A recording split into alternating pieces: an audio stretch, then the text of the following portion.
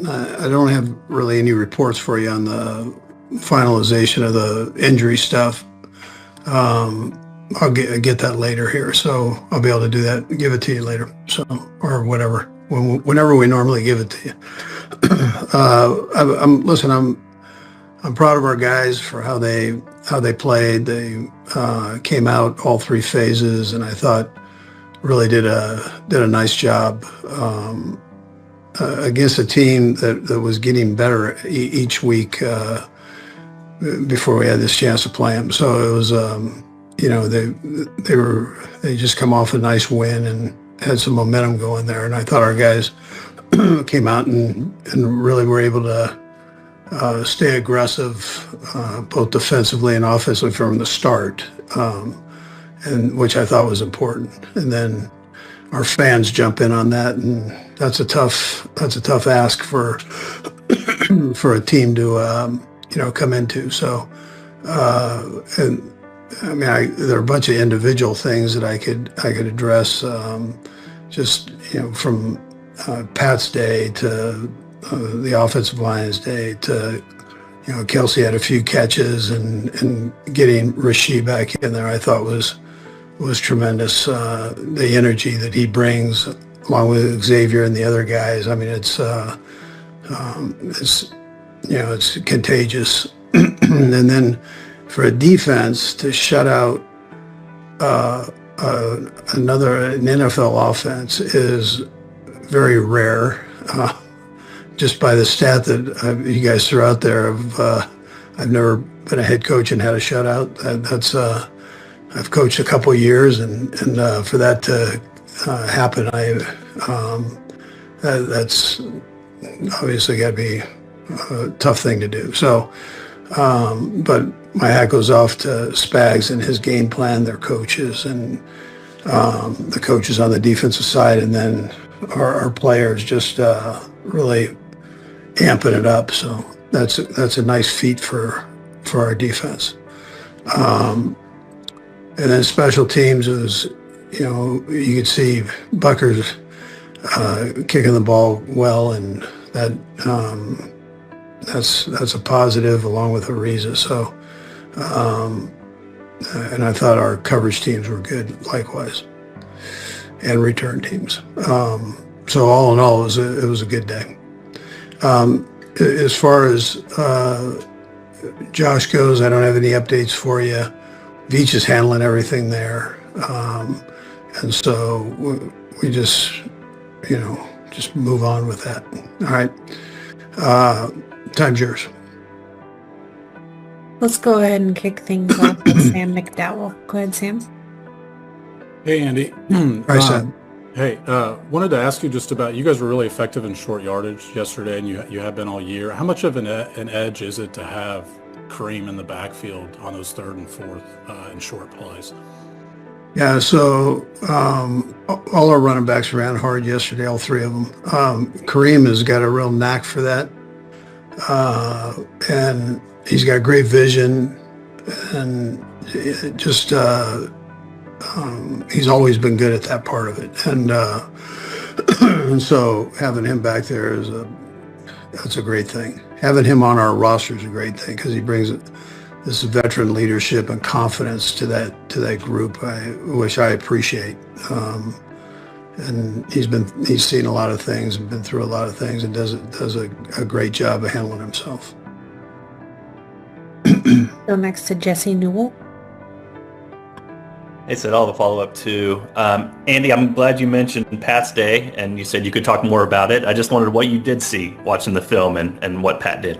Yeah, I think you saw him execute all the phases in the offense. So we have different categories there, whether it's play pass movements, whether it's 3-step drop, 5-step drop, concepts, and then all the screen game that goes with that. So we do a variety of screens, and I like the way he handled that. His checks were good at the line of scrimmage. When he had to put a little Hollywood into things, he did good with that, and some of the tricky stuff. So I just thought he handled everything real well. And then I want to ask you about Rashard Smith. Just what are you seeing with his progression?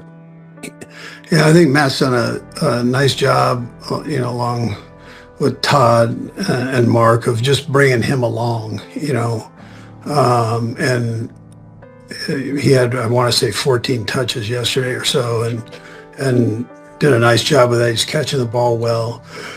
Excuse me. He's catching the ball well, and I like where he's at now. He's in a good frame of mind, and he's picking things up. So, we just keep coming with him. We'll go next to Seren Petra. And Sid, I'll have a couple questions here real quick if I could. Coach, kind of on the Rashard Smith, do you see him, number one, do you want a running back, a number one guy that is kind of the guy that can do everything, or is the game evolved to where, kind of having different guys for different jobs is that kind of thing? And Rashard specifically, is he a guy that you think one day could grow into being the guy? Yeah, I've always believed you need three guys. I just think, we've normally used all three when we've had them. I've done that for a lot of years now, and so they're all contributing in their own way. I think it's important for Pop to get in there and get going. He is the best when he does that. Kareem understands that, and Kareem gets to pick and kind of choose where he goes in there, or we're able to pick and choose where he goes in there. So, and then Smith gives you a whole different, it's a different deal because he had played the wide receiver position at Miami, so University of Miami before he got to SMU. So his ability to catch the ball and on screens and those type of things is good, and he's got the protections down now, so he can stand back there and still protect.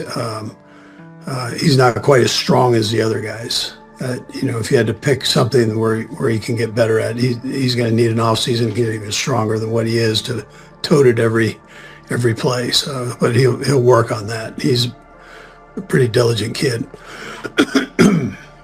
And then just to continue to ski in Jesse's wake here on his Patrick Mahomes question.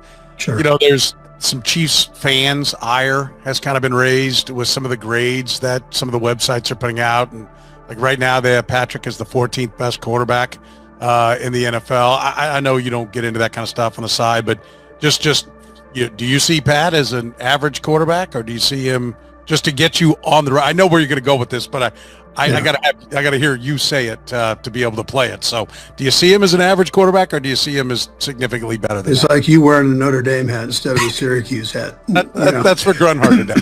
Yeah. I'll tell you, I think he's the best, but I mean, listen, I'm partial, obviously.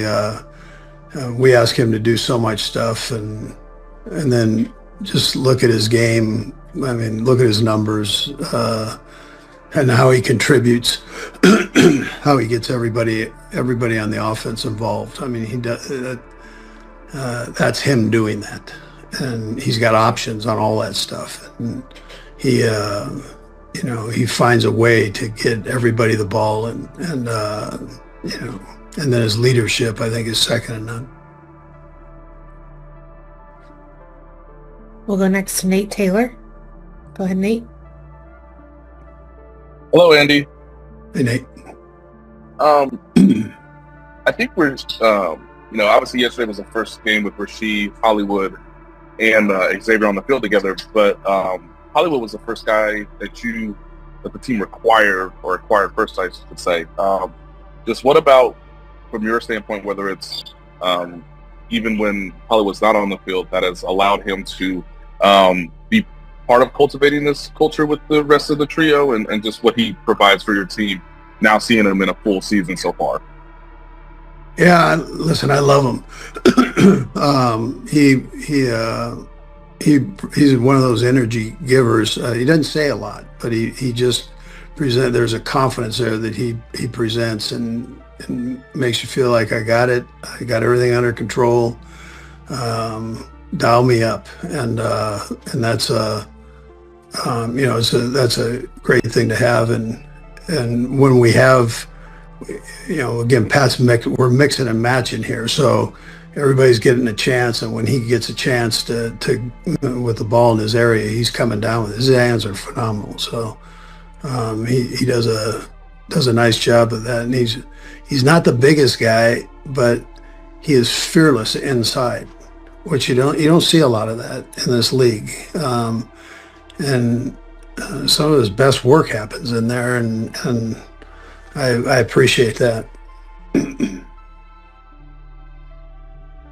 We'll go next to Nick Jacobs. And Cindy, I'll have a follow-up if I can, please. Andy, my first question for you, over the past couple weeks, we talked about Andy Heck, focusing on the run and doing a good job there, red zone with Veach and Joe Blamar and guys all having their areas. When you're trying to help these guys develop as offensive coordinators and potential head coaches down the road, how important for you is to give them these tasks to build themselves up to where they have a tool belt down the road if they get that opportunity? Yeah, Nick, I think it's good for them in a few areas. It's always good to be accountable for something, and it makes your game even better. And so as a coach and as a player. And so these guys have an area that they work and they dig in on it. And Spags does the same thing on the defensive side as Matt does on the offensive side. So everybody has a piece of the pie here, and they take a lot of pride in that. And the players all know it. They know who kind of does what, and and they buy in. And so to be able to stand in front of a crew and to sell your product, man, that's not an easy thing to do, and then get results. And it's a great experience for them going forward, or whatever direction they decide to go. And then on my second question here, Yeah. to go from the Lions game, playing that physical brand on a Sunday night, to playing a Sunday noon game and have that focus, level, and execution, where do you feel like this team kind of maybe set its new floor overall?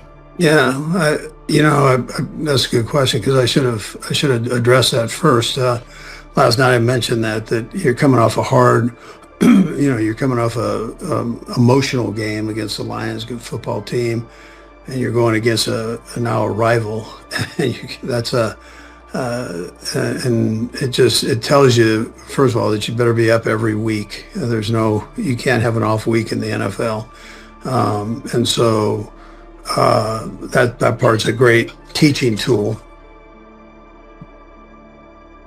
I'll tell you what, I just got fined for that. That's a great teaching tool, and so